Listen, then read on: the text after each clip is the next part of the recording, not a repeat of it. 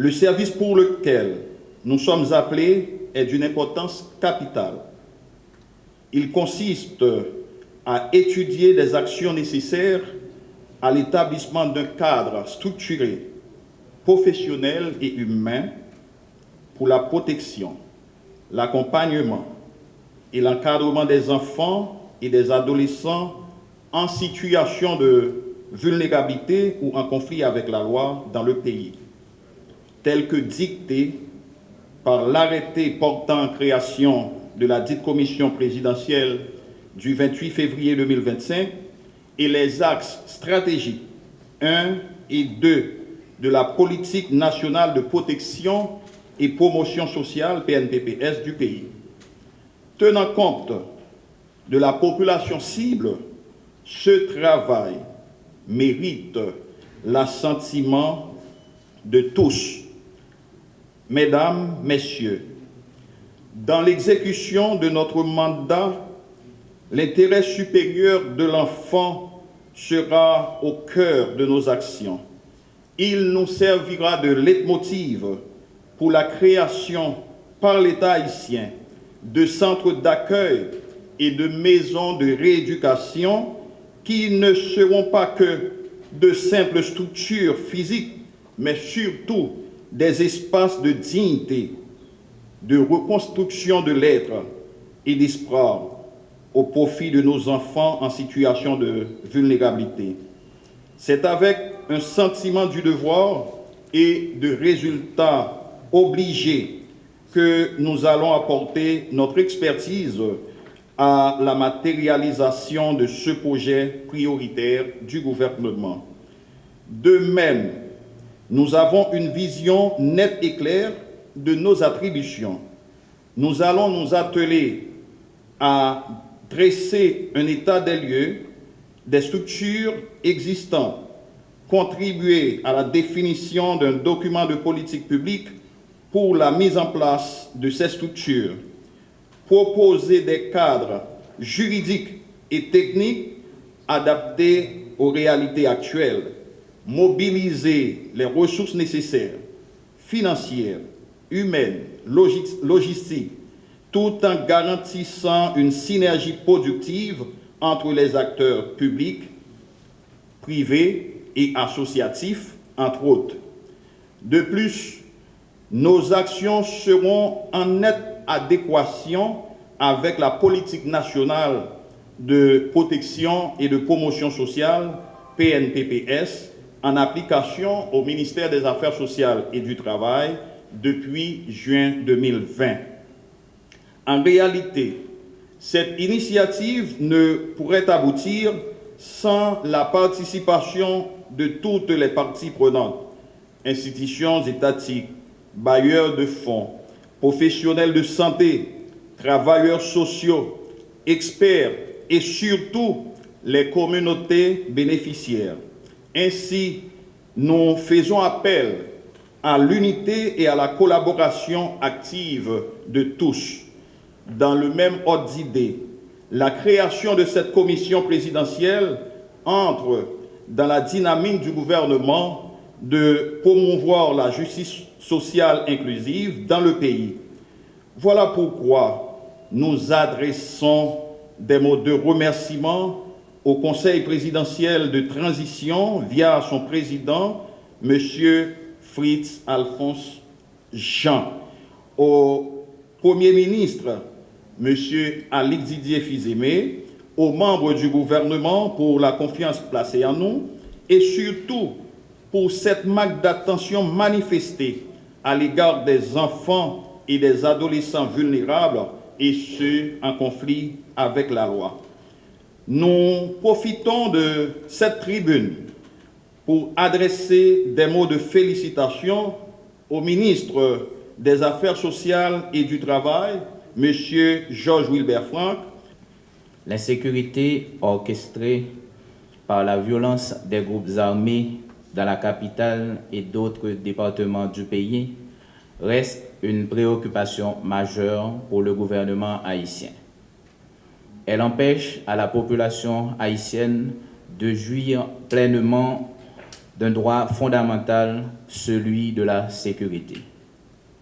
Lié à d'autres problèmes non résolus, l'insécurité porte gravement atteinte à la famille, base fondamentale de la société.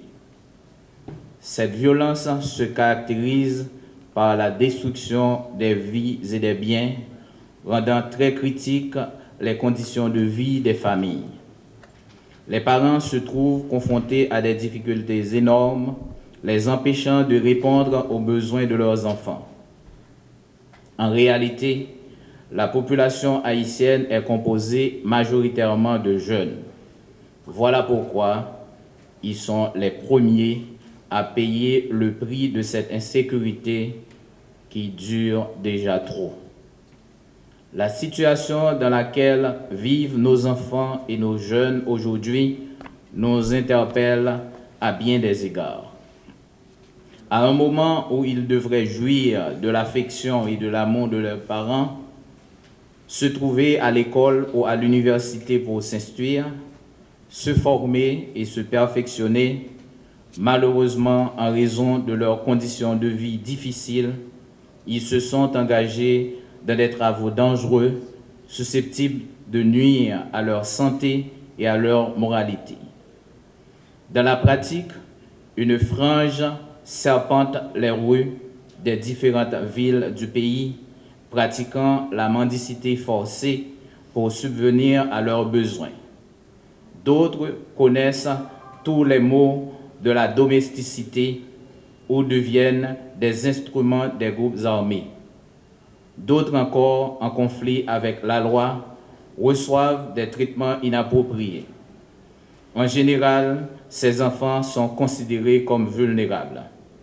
Ils sont donc exposés à toute forme d'exploitation.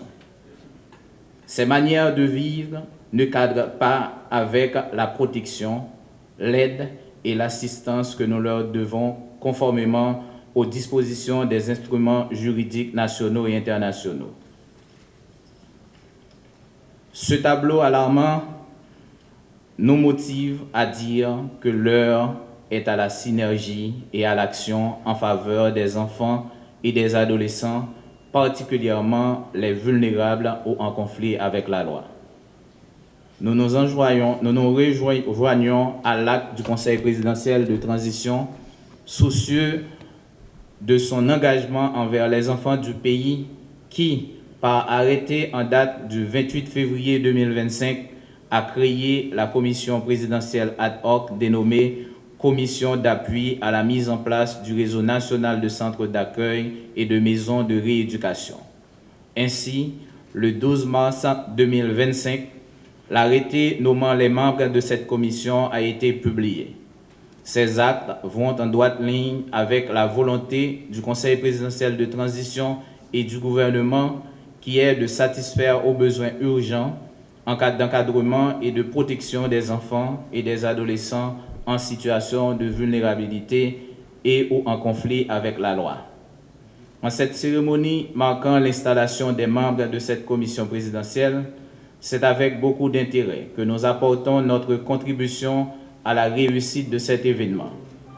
La pluralité des compétences des membres de la dite commission et le fait qu'il est prévu de faire appel à l'expertise des fonctionnaires de l'État et des consultants nationaux et étrangers en termes d'appui technique témoignent grandement la volonté du gouvernement d'honorer ses engagements en matière de protection des enfants.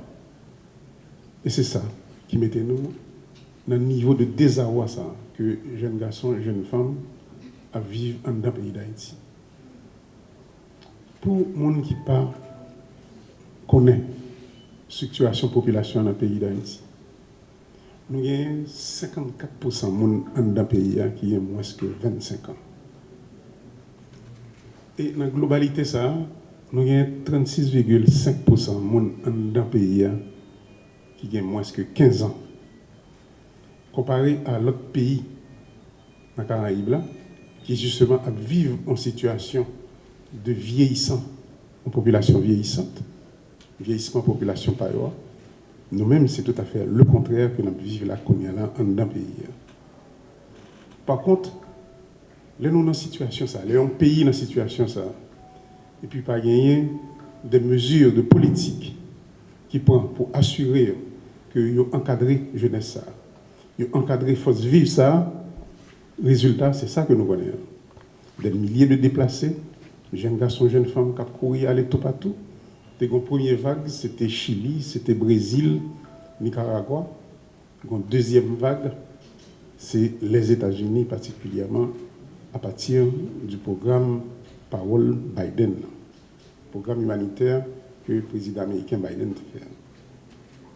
Mais là, ça, nous supposons comprendre l'importance de ce qui a fait, je dis là.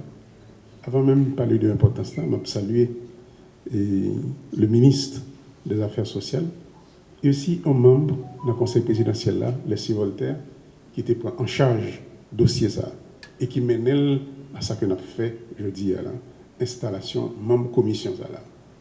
Chers commissionnaires, l'importance ça, c'est un regard que l'État supposé jeter sur jeunes garçons, jeunes femmes que ils ont embrigadés. Mais pas oublier, c'est mon bagage potentiel. C'est nous-mêmes dans le pays, des groupes d'intérêt dans le pays, qui mettent des âmes dans mes jeunes garçons, jeunes femmes, qui a fait violence sur propre frère avec propre sœur. Commission ça, en fait, son commission, gens que le maître de cérémonie a dit là, son commission qui a regardé un aspect extrêmement important dans la question de réconciliation nous-mêmes avec le pays. Son commission qui a regardé un élément important de justice sociale dans le pays.